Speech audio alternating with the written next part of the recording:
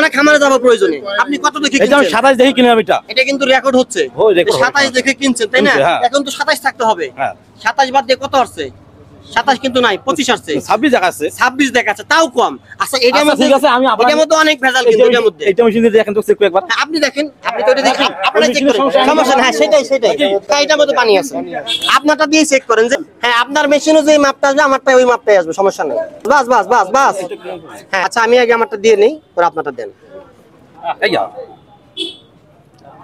দেখেন ওই যে 20% তলিয়ে, 25% তলিয়ে 20-25 মাঝামাঝি। আগে আসেন, দেখা গেছে ক্লিয়ার? দেখা গেছে, ওই যে ওনারা দেখুক, আপনি তো দেখছেন নাকি? হ্যাঁ ক্লিয়ার। আচ্ছা ঠিক আছে, এখন আপনার মিটার ছেড়ে দেন। আপনি তো চেক করেই কিনছেন তাই না? ছেড়ে দেন আপনি। দর্শক বন্ধুরা, এই মিটারটা ওনাকে আমরা দিয়েছি চেক করে কেনার জন্য। উনি চেক করে কিনছে, তারপরেও যেই মাপে কিনছে তার সাথে অনেক ভেজাল। আপনি দেখেন এখন কত % আছে দেখেন তো কি আছে। তাহলে আপনি কিভাবে 25 দিকে কিনলেন, 28 দিকে কিনলেন? বলেন, আপনি বলেন, ব্যাখ্যা দেন। আপনি না মাপ দিয়ে কিনছেন? মাপ দিয়ে আমি মানে ওই মিটারও আপনার কাছে, আমি একটা মাপ দিয়ে, হ্যাঁ তাহলে ভেজাল কি অন্য কেউ করছে বলেন? একটা মাপ দিয়েছি, একটা মাপ দেই নাই।